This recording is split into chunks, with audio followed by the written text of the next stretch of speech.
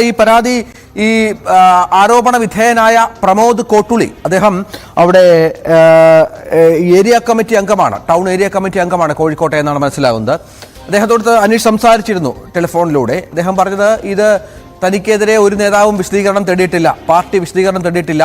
ആരെങ്കിലും ആരോപണം ഉന്നയിച്ചിട്ടുണ്ടെങ്കിൽ അവർ പരസ്യമായി രംഗത്ത് വരട്ടെ എന്നുള്ളതാണ്.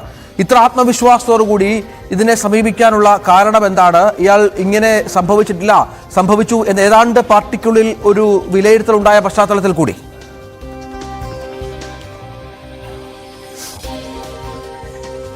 ഇക്കാര്യത്തിൽ തികഞ്ഞ ആത്മവിശ്വാസമാണ് പ്രമോദ് കോട്ടുളി നമ്മോട് പ്രകടിപ്പിച്ചത്. കാരണം ഒരു തരത്തിലുമുള്ള അഴിമതിയോ കോഴ ഇടപാടുകളോ താൻ ചെയ്തിട്ടില്ല. ആരാണ് പരാതിക്കാർ, അല്ലെങ്കിൽ ഏത് തരത്തിലുള്ള പരാതിയാണ് പരാതിക്കാർ പരസ്യമായി തന്നെ മുന്നോട്ട് വരാൻ താൻ പറയുകയാണ്.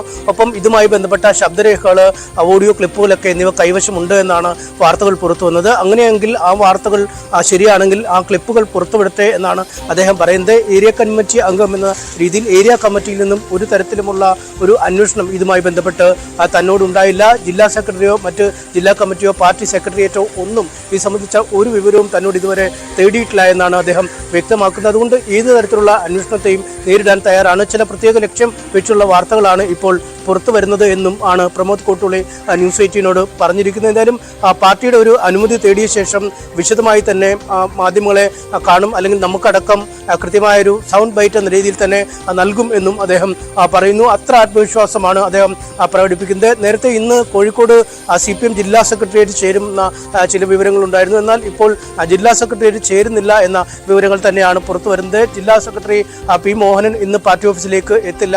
അദ്ദേഹം പേരാമ്പ്ര, വടകര മേഖലകളിലെ പാർട്ടി മേഖല റിപ്പോർട്ടിങ്ങിൽ പങ്കെടുക്കുകയാണ് എന്നും വ്യക്തമാക്കുന്നു. ഒപ്പം ഈ CPM-ന്റെ ഒരു ഔദ്യോഗിക വിശദീകരണം, അല്ലെങ്കിൽ CPM ജില്ലാ സെക്രട്ടറിയോട് ഈ വിഷയത്തിലുള്ള പ്രതികരണം തേടാൻ പലവട്ടം ഫോൺ വിളിച്ചെങ്കിലും പലപ്പോഴും കോൾ അറ്റൻഡ് ചെയ്യുകയുണ്ടായില്ല. ഒപ്പം പലപ്പോഴും ഫോൺ സ്വിച്ച് ഓഫ് ആയിരിക്കുന്ന അവസ്ഥയിലും ഉണ്ടായി. എന്തായാലും CPM-മായി ബന്ധപ്പെട്ട് നമ്മൾ ഈ കാര്യത്തെക്കുറിച്ച് വിശദമായി അന്വേഷിക്കുമ്പോൾ നമുക്ക് കൃത്യമായി മനസ്സിലാക്കാൻ കഴിയുന്ന ചില ഉറവിടങ്ങളിൽ നിന്നറിയുന്നത് ചില പ്രശ്നങ്ങളുണ്ട് എന്നത് തന്നെയാണ്. പക്ഷേ പാർട്ടി കമ്മീഷനെ ഇക്കാര്യത്തിൽ, അല്ലെങ്കിൽ ഒരു അന്വേഷണ സമിതിയെ പാർട്ടി നിയോഗിച്ചിട്ടില്ല എന്നാണ് CPM-ന്റെ ജില്ലാ സെക്രട്ടേറിയറ്റ്